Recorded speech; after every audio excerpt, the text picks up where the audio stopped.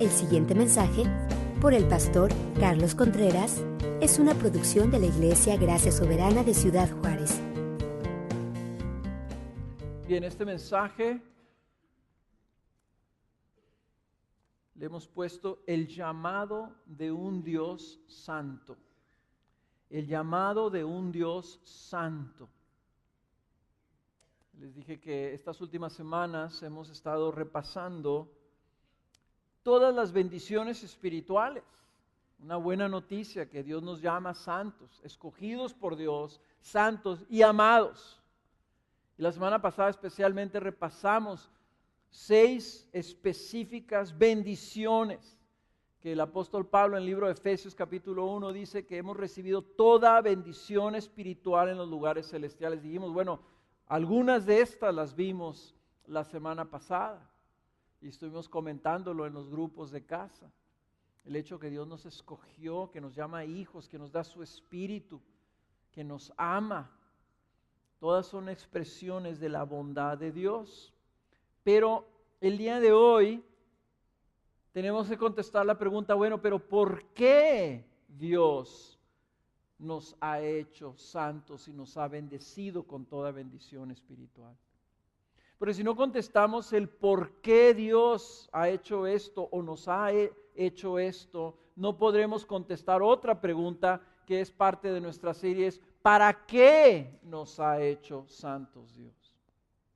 Entonces el día de hoy, si nuestra serie se llama Santos, bueno, ya empezamos a ver esto. Ahora nos vamos a concentrar en la segunda palabra, llamados. Santos llamados. Porque no podemos quedarnos solamente en que ya hemos sido bendecidos por Dios, que ya somos santos. Si no apreciamos la razón de esa bendición, entonces no vamos a apreciar correctamente su significado. Y la razón principal por la que Dios nos hizo santos es que un Dios santo no puede tener comunión con lo no santo. He estado leyendo un libro de un joven que se llama Kevin DeYoung y lo pone él de esta manera. Dice, Dios tenía la intención de santificar a sus hijos, porque la santidad debe ser la marca de todos aquellos que han de tener comunión con un Dios santo. La santidad debe ser la marca de todos aquellos que han de tener comunión con un Dios santo. Toda la semana pasada cuando hablábamos que el Espíritu Santo era el sello, era la marca que tenemos en nuestra vida. Cuando Dios nos declara santos, nos marca, nos sella y nos hace santos, porque no podemos nosotros tener comunión con un Dios santo si no tenemos esa marca, si no hemos sido santificados. No puede suceder que nos acerquemos a Dios sin un contexto de santidad. No puede suceder fuera de la santidad.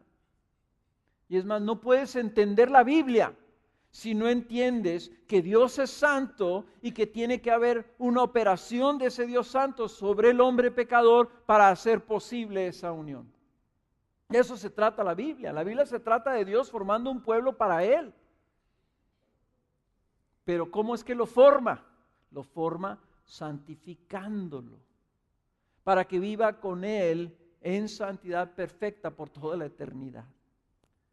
Y de eso va a tratar este pasaje, que es lo más cercano que tenemos nosotros en la Biblia de una perspectiva de la santidad de Dios.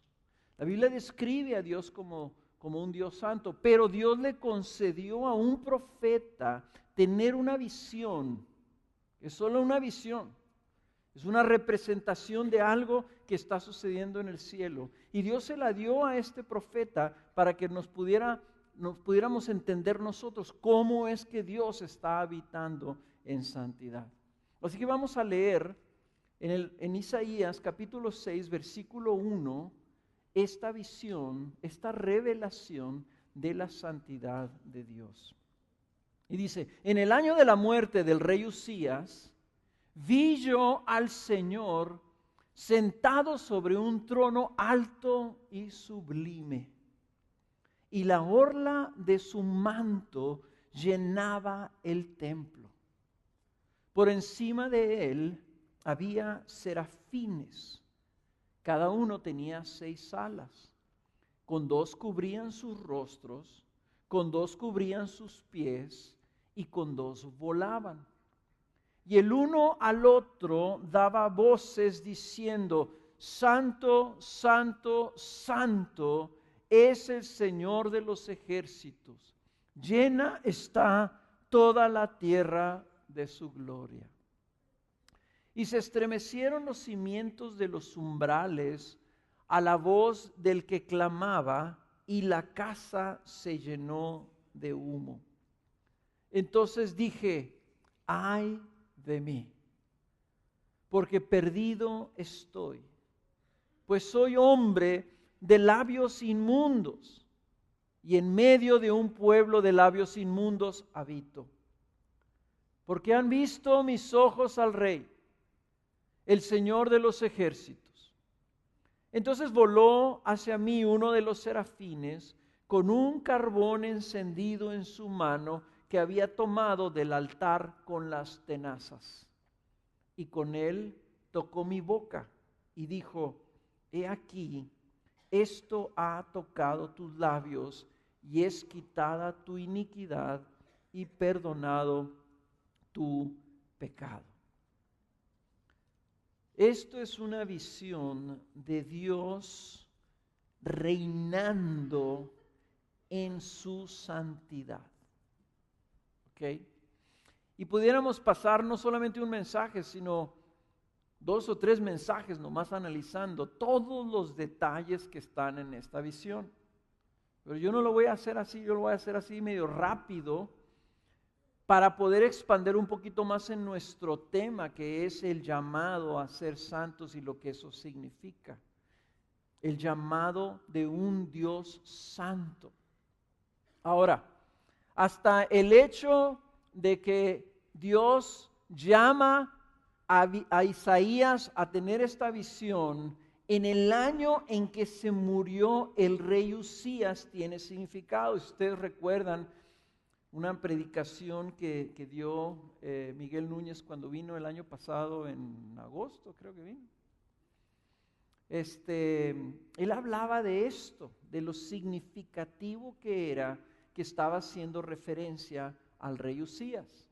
El rey Uzías, si ustedes han leído, si todavía no llegamos ahí en las lecturas de toda la Biblia, pero lo vamos a llegar cuando lleguemos a Segunda de Crónicas, yo creo que a mitad del año. El rey Uzías fue un rey que Dios prosperó grandemente durante su reinado. Dice que él empezó haciendo la voluntad de Dios y que reinó 52 años. Y Dios lo había prosperado grandemente. O sea, habían vivido una época de prosperidad muy significativa, de tal forma que se comparaba el reino de Judá con el reino que había iniciado Salomón. Había sido de gran prosperidad. Y luego se muere el rey. Y siempre, si aquí, ¿verdad?, traíamos nosotros la incertidumbre con el cambio del presidente, ¿verdad?, con las elecciones. Imagínense cuando tienes un rey que tiene 50 años reinando y se muere. Y viene su hijo. Y no sabes cómo va a ser el hijo, ni cómo va a reinar el hijo. Pues así es como estaba la gente en ese año en que había muerto el rey Uzías. Pero lo que hace esto muy significativo es que Uzías había cometido un grave error. Y lo que hizo Uzías fue esto: creció tanto su influencia, tenía tanto poder, Dios lo había bendecido tanto que se sintió muy cuate de Dios, se sintió privilegiado de Dios, se sintió que Él era especial, Él era el rey, era el especial, era el ungido de Dios. Y todo tenía autoridad Uzías, excepto en una área, que él no tenía la autoridad de entrar al lugar santo en el templo. Entonces él dijo, pues yo soy el rey, y a mí Dios me ama, y me ha bendecido, y todo lo que hago prospera, y tengo un ejército, y ahorita soy invencible. Y un día se le puso meterse al templo a ofrecer él mismo por su propia mano incienso a Dios. Y cuando iba entrando se le pusieron delante todos los sacerdotes. Y a lo mejor Uzías los vio y dijo, ¿ve usted, bola de...? Se le hizo poca cosa a los sacerdotes. Iba a decir yo una cosa fea, pero no. Lo quisieron detener y dice que Uzías en ese momento se irritó y se enojó contra ellos. Los hizo a un lado y dijo, yo voy a entrar. Y agarró un incensario y entró al lugar santo a ofrecer incienso. Cuando lo estaba haciendo, imagínense entrar al lugar santo encorajinado, indebidamente. En ese momento le cayó la lepra y salió de ahí leproso. Ya no pudo habitar en su palacio, básicamente vivió el resto de sus días encerrado, reinando desde un cuarto oscuro encerrado por medio de uno de sus hijos, hasta que se murió en este año.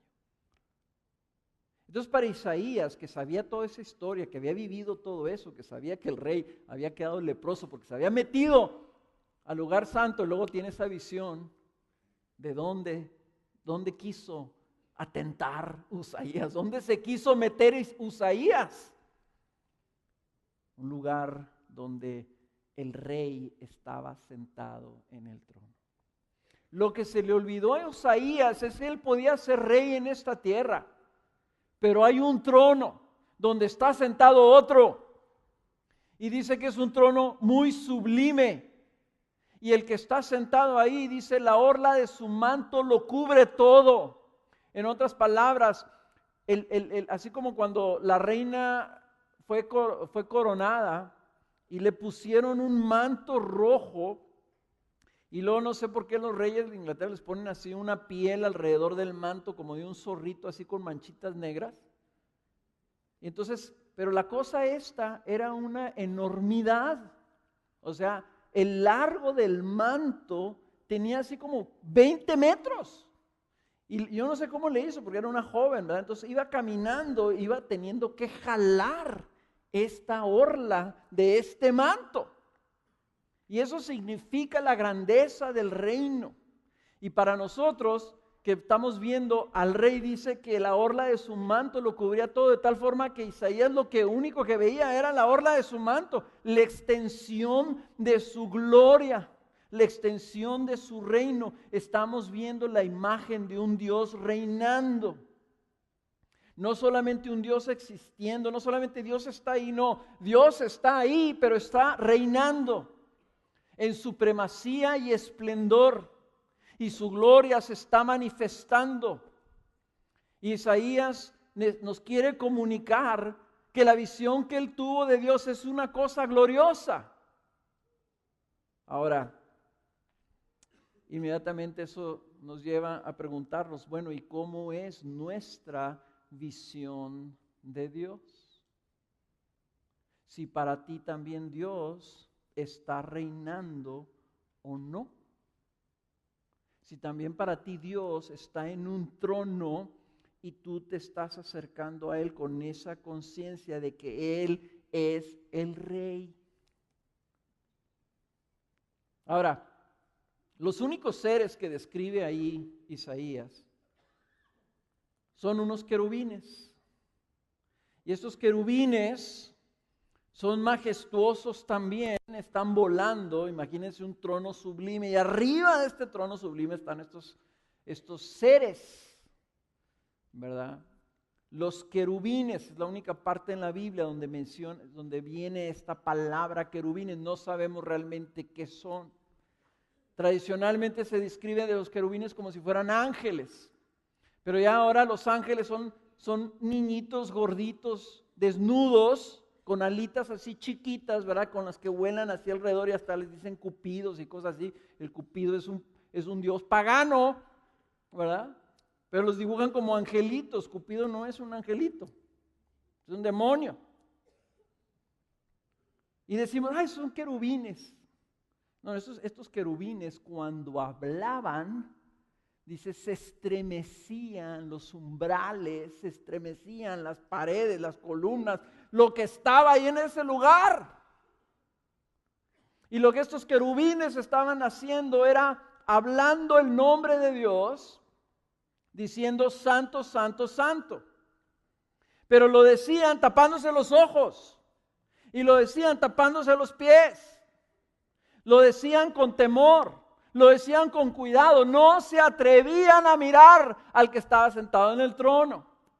Y lo que estaban diciendo de una manera muy significativa es santo, santo, santo. Es la única parte de la Biblia donde el énfasis viene repetido 3 veces. Y lo que significa es que este ser que es santo, es muy santo.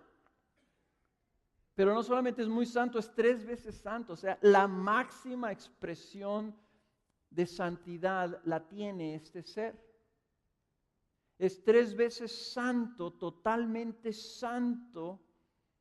Y estos ángeles o estos seres majestuosos que fueron creados para estar alrededor del trono de Dios, eso están diciendo continuamente uno al otro, repitiendo por toda la eternidad que el que está sentado en el trono, el Rey, es santo, santo, santo.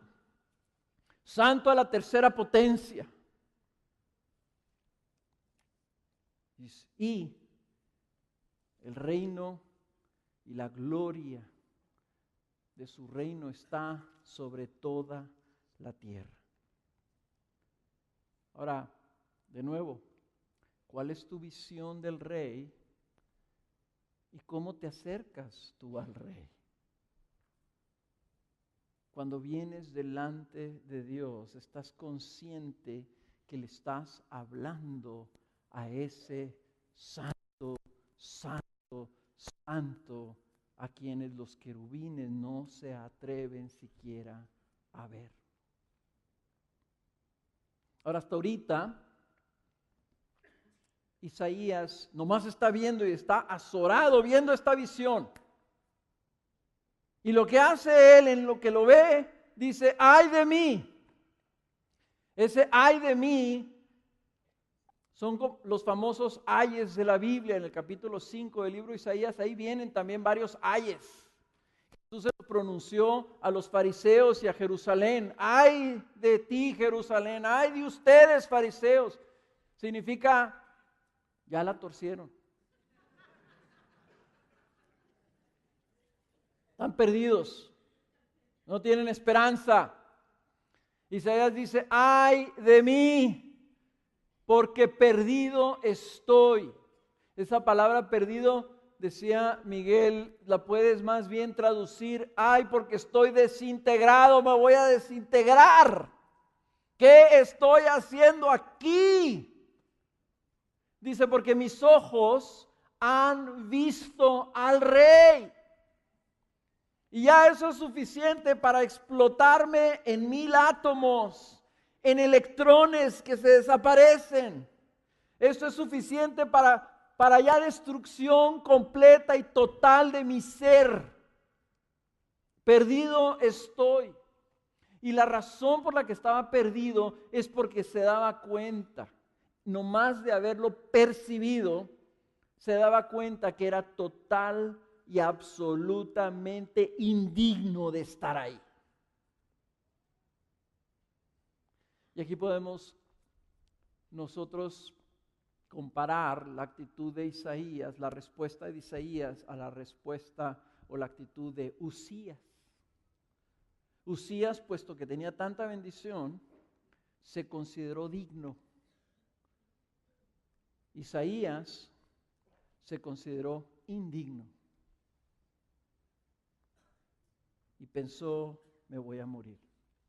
Y se sabía indigno porque decía, soy hombre de labios inmundos y habito en medio de un pueblo de labios inmundos.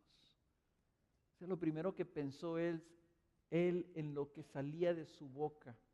Y tenía mucho que ver porque él estaba siendo llamado ahí, convocado a ser profeta del Señor. Esta visión lo iba a lanzar a él en ese ministerio que iba a durar 50 años hablando las palabras del Señor. Entonces Isaías está ahí y dice, si yo sé dónde vengo, yo sé cuál es mi pueblo, yo sé cuál es mi familia, yo sé cuál es mi raza, y yo sé quién soy yo, y yo sé lo que hablo y lo que pienso y lo que siento. Y si yo no tengo nada que estar haciendo aquí. Y la verdad, hermanos y amigos, todos, ninguno de nosotros tendríamos nada que estar haciendo ahí. Y delante de este Dios santo sería imposible para nosotros entrar a ese lugar.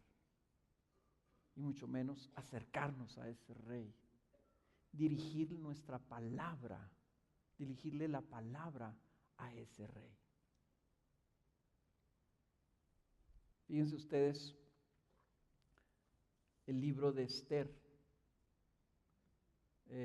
Bueno, no sé ustedes, no sé si ya están leyendo el libro de Esther en sus lecturas, pero yo estoy leyendo el libro de Esther porque ahí voy yo en el plan que yo estoy llevando. Y se me hizo fascinante el libro de Esther, yo lo he leído no sé cuántas veces, pero se me hizo fascinante como si estuviera leyendo una novela. Pero todo lo que detenía a Esther de entrar, de hablarle al rey, y todo lo que ella se detuvo, y primero le hizo fiesta, y luego le hizo otra fiesta, y dijo, ¿por qué no le hacemos otra fiesta? Para pedirle un favor al rey, arriesgaba su vida. Y nosotros tomamos tan a la ligera el hablarle al Rey del universo.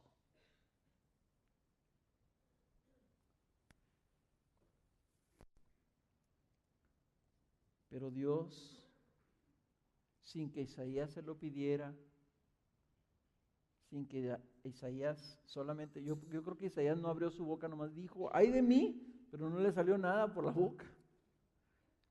Dios, tal vez hasta con los puros ojos, porque no dice que Dios hizo algo, dice que en el momento que él estaba en ese proceso, ay de mí, vuela uno de esos querubines con un carbón encendido tomado del altar y toca sus labios. Y le dice, he aquí esto ha tocado tus labios y es quitada tu iniquidad y perdonado tu pecado. La única manera de nosotros no ser destruidos es que seamos santificados. ¿Por qué es que somos escogidos por Dios, santos y amados? Porque Dios nos ha santificado. Por medio del altar nos ha santificado. ¿Y qué era el altar? El altar era el lugar donde se presentaba la ofrenda, donde se presentaba el sacrificio, donde se pagaba la pena por el pecado. Eso es un altar, donde se ofrece el sacrificio. El altar es un lugar muy trágico. El altar es donde ahí se mata el sacrificio a Dios. Y para nosotros que sabemos el desenlace de la humanidad, ¿cuál es el sacrificio que está en el altar de Dios? Y permanece perpetuamente intercediendo por nosotros. Es el cuerpo de Jesucristo. Es la sangre de Jesucristo. Y de ese altar es tomado un carbón encendido que nos purifica, que nos perdona nuestros pecados. Entonces esta escena tan tremenda, esta escena tan devastadora para Isaías se convierte en un evento perdón, esta cena no, esta escena, ¿okay? Especialmente para los que están oyendo el audio, ¿verdad? Esta escena, esta visión se convierte en un evento de gracia para Isaías. La santidad de Dios no implica que el pecador entonces es desechado. La santidad de Dios se une con la gracia de Dios y se vuelve gracia para el pecador. Porque el pecador entonces es admitido y entonces lo que sucede es que entonces después en el versículo que sigue, en el versículo 8, Dios le habla a Isaías. Y Isaías le contesta a Dios. Y de ahí empieza una relación que dura 50 años Isaías predicando. Y ahorita inclusive vamos a ver algunas de las cosas que Dios le revela a Isaías, que están en el libro de Isaías, que a nosotros nos revelan acerca de la santidad de Dios.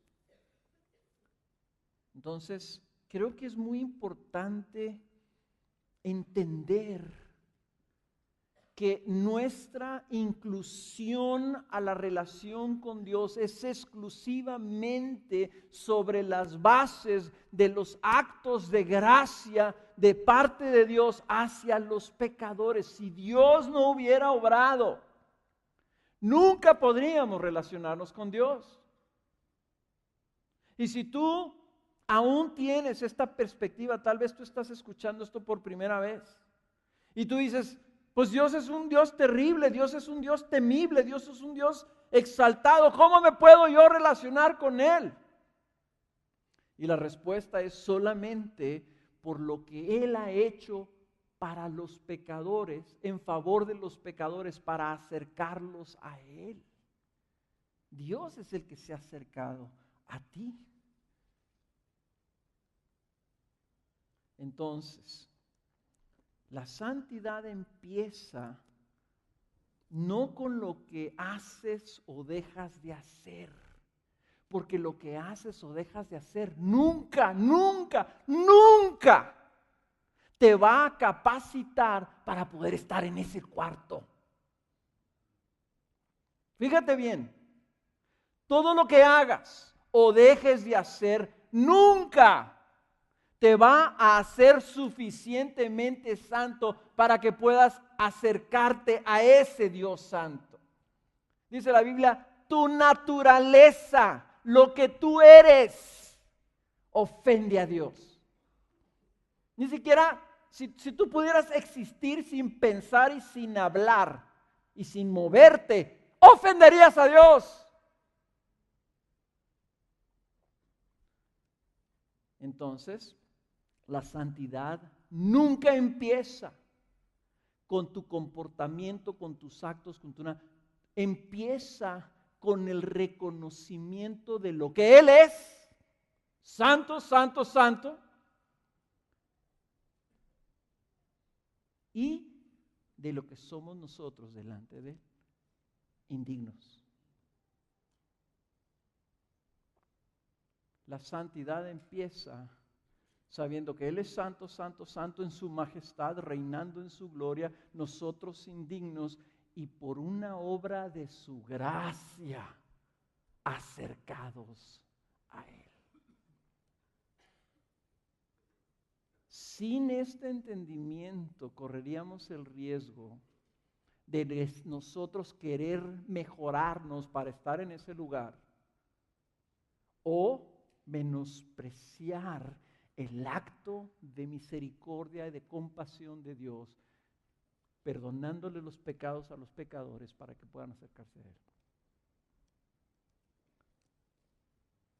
Esta conciencia de lo que somos nosotros y de lo que es Él y de cómo fuimos acercados es el origen de lo que se llama el temor de Dios en la Biblia. La santidad empieza con el crecer en el temor de Dios. Y el temor de Dios no es lo que estaba experimentando Isaías ahí diciendo, ay de mí porque destruido soy. Ay de mí porque estoy perdido. Ay de mí porque me desintegro. Ese no es el temor de Dios del creyente. ¿Okay? En la verdad de las cosas es que decir, tengo temor de Dios de que me vaya a destruir y por eso me voy a portar bien, tengo temor de Dios de que me castigue y por eso me voy a portar bien, eso es una aberración de la santidad y es una ofensa al Evangelio. Es una ofensa a la sangre de Cristo Jesús, es una caricatura de la santidad. El temor de Dios es conocer que Dios es santo, para luego apreciar la obra de Jesús que nos habilita para estar en su presencia. La santidad es que nosotros estamos conscientes quién es Dios, quiénes somos nosotros, qué hizo Jesús, porque luego entonces vamos a entender y fuimos llamados a habitar en su presencia. El temor de Dios es caminar adentro de ese cuarto, sabiendo que estamos ahí exclusivamente por la obra de Jesús. Pero caminar adentro de ese cuarto, vivir adentro de ese cuarto donde está viendo Isaías. La santidad es eso. Porque nomás pónganse ustedes a pensar, Isaías ahí muerto. Isaías ahí aún después de que le hayan quemado la boca con el carbón encendido. Piensen ustedes si Isaías ahí se hubiera atrevido a profanar el nombre del Señor. Piensen si ahí Isaías se hubiera atrevido a ofender directamente al que está sentado en el trono. Yo no. Entonces, si nosotros alcanzáramos a entender eso y alcanzáramos a apreciar lo que hizo Jesús, nosotros también caminaríamos en santidad. Eso es el temor de Dios. ¿Me explico? Si me explico, digan amén. Entonces, creo que tenemos que crecer en entender lo que es la santidad. ¿Qué significa que Dios es santo, santo, santo? Tenemos que entender cuando menos un poco más. Necesitamos pedirle al Señor, Señor, revélanos tu santidad. ¿Qué significa que Dios es santo? ¿Qué significa que Dios es santo? Pues te voy a decir una cosa, no podemos conocer a Dios aparte de su santidad. Porque la santidad es todo lo que Él es. Y si no entendemos esto, nuestra perspectiva de Dios siempre será incorrecta. Cualquier perspectiva o cualquier conocimiento de Dios necesita incluir un entendimiento claro acerca de su santidad, porque de otra forma será equivocada. De todos sus atributos, la santidad de Dios es el atributo que resume todos sus atributos, que contiene todos sus atributos. Es la santidad lo que califica todos sus atributos, es lo más importante de Dios.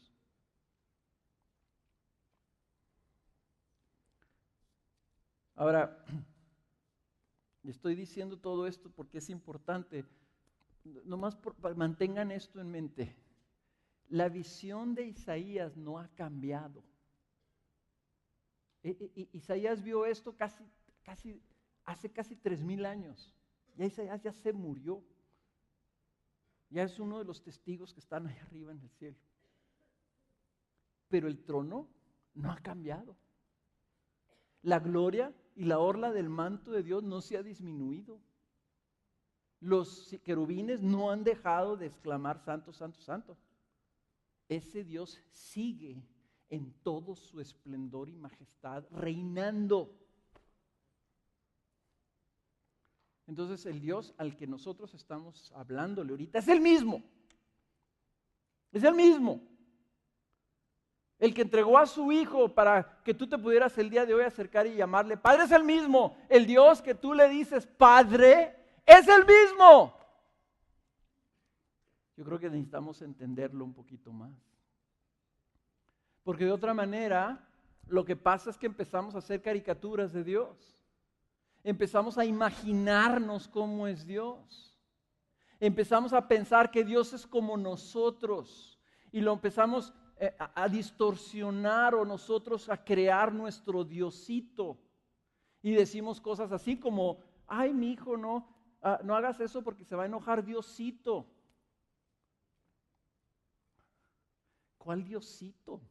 Si le quieres decir algo a tu hijo, dile, se va a enojar Diosote, no Diosito. Hacemos caricaturas de Dios y empezamos a decir, pues sí, yo sé que la Biblia dice esto, pero yo pienso que Dios no es así. ¿Qué absoluta estupidez es eso? Y tengo que decir eso porque no hay ninguna otra palabra con que decirlo. ¿Cómo que tú piensas que Dios eso no es así? ¿Que ya lo viste?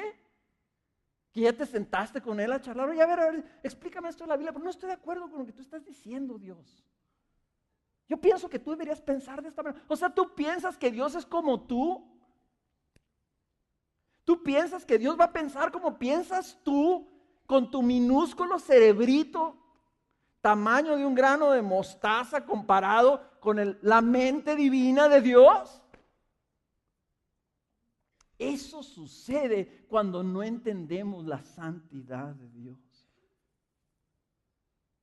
Pues yo sé que sí, lo que estoy haciendo no está bien, pero yo sé que Dios me entiende. ¿De dónde salen ese tipo de cosas? ¿Sabes qué estás queriendo hacer? Estás queriendo bajar a Dios a tu nivel y Él lo haces igual que tú. Esa es la falla de todas las religiones. Inventan un Dios igual que el hombre. ¿Qué significa que Dios es santo? Ahí te van las definiciones. Que Dios es santo quiere decir que Él es algo completamente trascendente, o sea, trasciende, está más allá, es completamente trascendente y distinto a todo lo que Él mismo ha creado. O sea, Dios no es como nosotros, ni como ninguna otra cosa. Solamente Él es santo de manera perfecta y completa. En otras palabras, Dios no tiene nada de ordinario, Dios no tiene nada de común. A Dios no lo puedes comparar con ninguna otra cosa. Por eso es que está prohibido que tú hagas una imagen de Dios, porque cualquier imagen será incompleta e incorrecta de lo que Él es. Él es completamente otra cosa. Dios pertenece a una categoría en la que solamente Él existe. A nadie más le puedes poner ese calificativo santo, santo, santo. Nadie más puede ocupar esa categoría. Lo que Él es, nadie es. Por lo tanto, su existencia es perfecta. Su naturaleza es completamente pura y recta. No tiene defecto porque no hay nada ni nadie igual a Él. ¿Cómo puedes saber si una camisa tiene un imperfecto? Solamente si lo comparas con otra que no lo tiene. Entonces Dios no puede ser comparado, que es una de las razones que Isaías, una de las frases comunes de Dios dice, ¿a quién me asemejaréis? ¿A quién me igualaréis? ¿O me compararéis para que seamos semejantes? ¿Quién? A ver, tráeme a alguien que sea como yo. Dios no tiene comparación.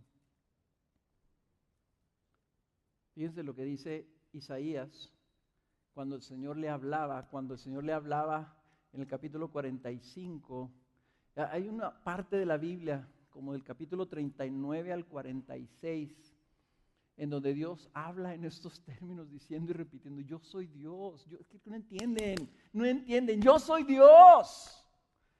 Y aquí está uno de esos pasajes en el capítulo 45, versículo 5, dice, yo soy el Señor y no hay ningún otro.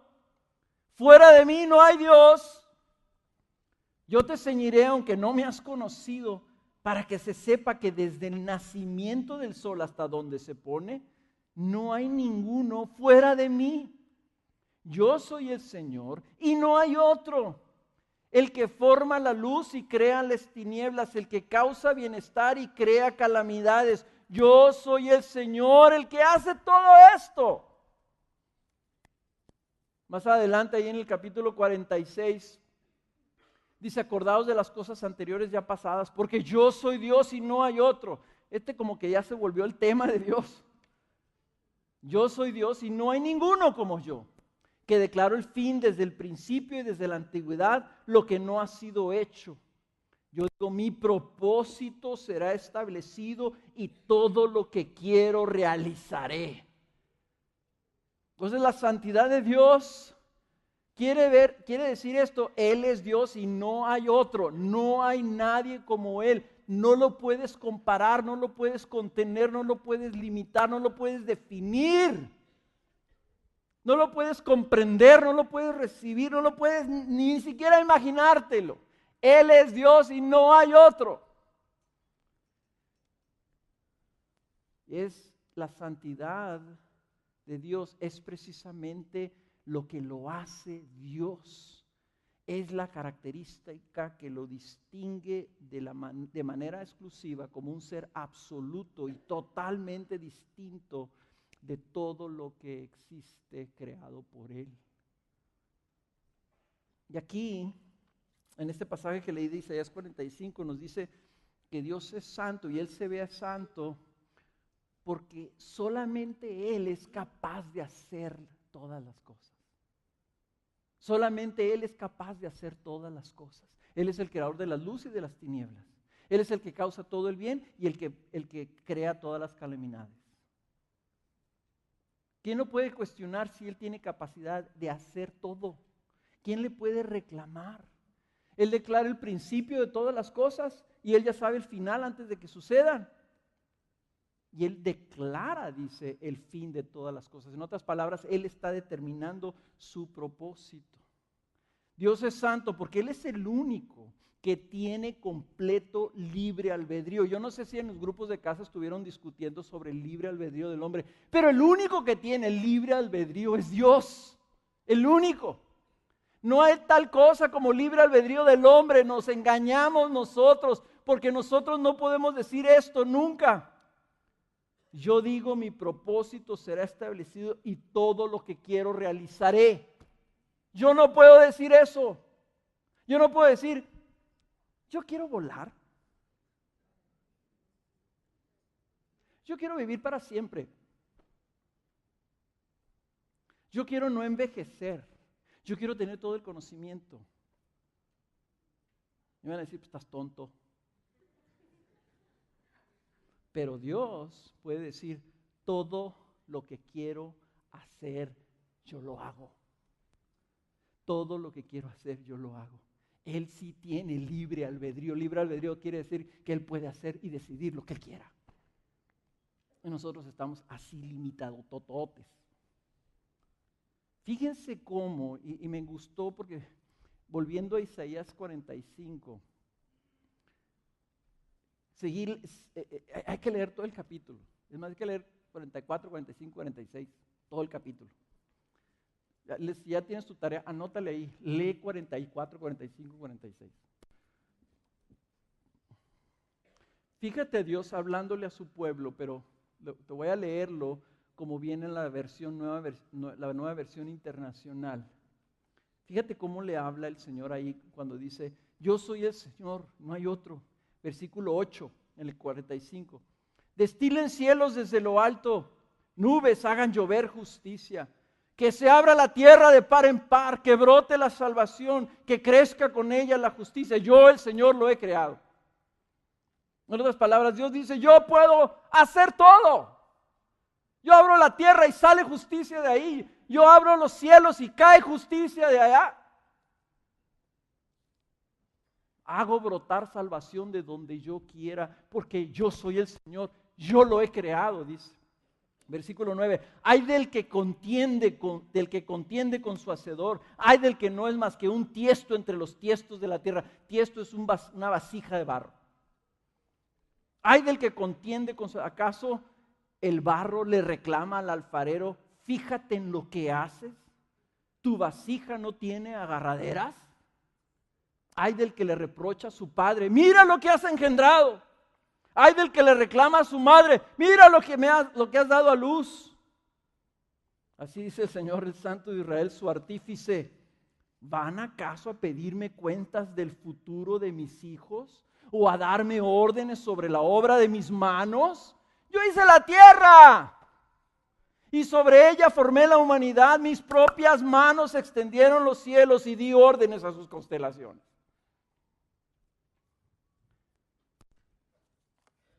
¿Cuántos de nosotros nos hemos atrevido a decirle, ¿qué onda, Señor? ¿Qué estás haciendo? ¿Por qué no me respondes? Se te fue la onda. ¿Qué pasó aquí con este? Que no te estaba yo pidiendo que lo ayudaras. Se te sale de control las cosas, Señor. Te tengo que andar recordando.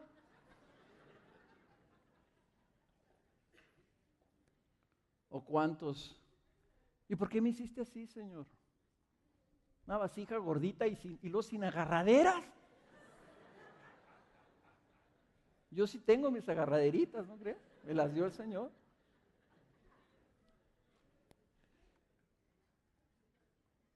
¿Por qué me hiciste así? ¿Por qué no me diste esto? ¿Por qué esto, Señor? ¿Por qué aquello? ¿Por qué no me ayudas? ¿Por qué no me quitas? ¿Por qué no me pones? ¿Qué te pasa? Dice, yo soy el que hago todas las cosas. El bien y el mal. ¿Y acaso puede alguien reclamarme?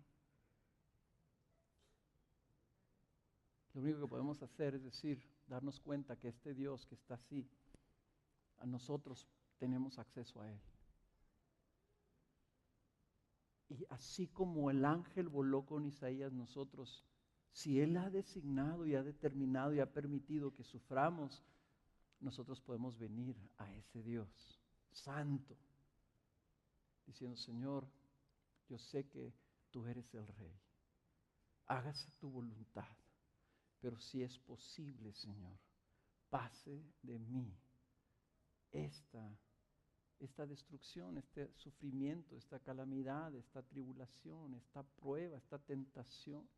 Líbrame tú en tu bondad, como una expresión de tu libre albedrío, Señor, de tu buena voluntad. El temor de Dios informa nuestras relaciones, nuestra oración, nuestro acceso con el Señor. ¿Cómo te acercas tú a Dios? ¿Cómo vienes ante Él cuando vienes a adorarlo? ¿Vienes casualmente? ¿Vienes con queja, con reclamo, con disgusto? ¿Vienes con las manos sucias? ¿Vienes sin temor? ¿No te importa llegar tarde? Pues al cabo Dios no hace nada. Al cabo Dios no me va a desintegrar. O sea que adorarías al Dios Santo solamente si el primero que llega tarde lo desintegra, entonces todos llegaríamos temprano. ¿Eso quieres? Dice el libro de Hechos que cuando Ananías y, ¿cómo se llamaba su esposa? Zafira, ¿verdad? Le mintieron al Señor y le quitaron a la ofrenda, le quitaron al diezmo, se lo echaron en la bolsa y luego le mintieron a Pedro. No, te estamos dando todo, mira, somos bien justos, hoy somos bien generosos. Ahí cayeron muertos. Y la siguiente semana se recogió la ofrenda más grande que nunca se había recogido en la iglesia.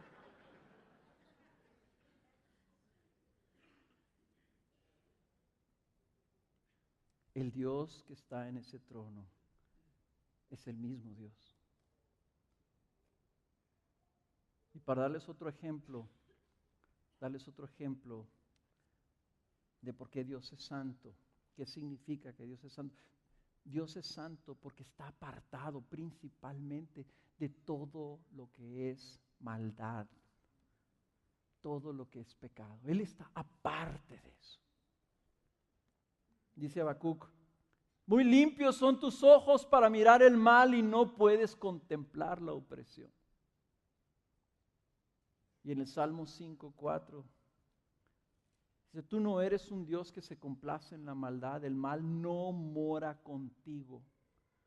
Los que se jactan no estarán delante de tus ojos, aborreces a todos los que hacen iniquidad, destruyes a los que hablan falsedad. El Señor abomina al hombre sanguinario y engañador. Entonces Dios no solamente es santo porque no habita con el mal, no puede ver el mal, pero resiste el mal, lo abomina y lo destruye. ¿Saben qué significa la cruz? La cruz significa la reacción de Dios ante el pecado del hombre. Cristo fue destruido, Cristo fue aplastado. La furia de la ira de Dios se descargó sobre un hombre inocente, porque Dios abomina el pecado. Entonces, hermanos, este es un mensaje muy difícil para mí predicar, porque yo me doy cuenta de la ligereza con la que yo tomo mi pecado.